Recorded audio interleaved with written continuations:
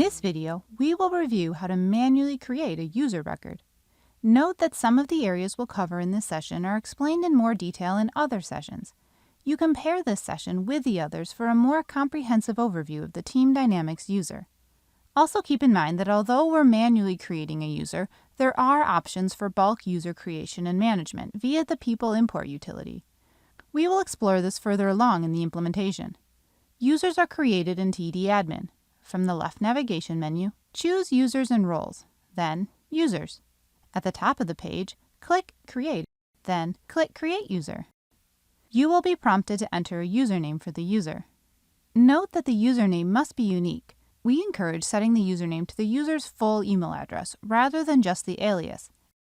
Including the domain, or the part after the @ symbol, ensures that the username is completely unique across all Team Dynamics accounts.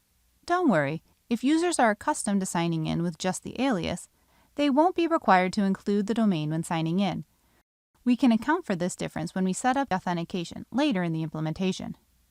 Once we have our username defined, click Next. A new window will appear with the General section already open.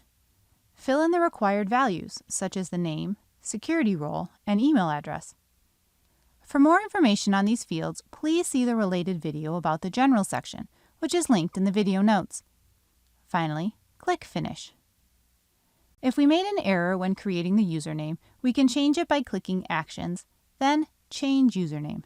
We can also use the Actions menu to reset the user's Team Dynamics password if using local Team Dynamics authentication.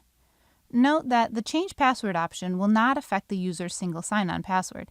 You will need to reset that password through the single sign-on provider. At this point, the user can log in, but they can't do much until we grant them access to specific applications. While the security role determines which applications they could have access to, we still need to grant them permission to the applications themselves. On the left menu, we'll select the Applications section. This displays a list of applications that we can grant to the user. Note that some of the applications may be grayed out or unselectable. This is because the user's license type determines which applications can be granted to them. For a full explanation, see the video about applications and application security roles, linked in the video notes. Finally, we'll click Save. Now our user can log into Team Dynamics and begin using the applications we've enabled for them. Now you know how to create a user manually in TD Admin.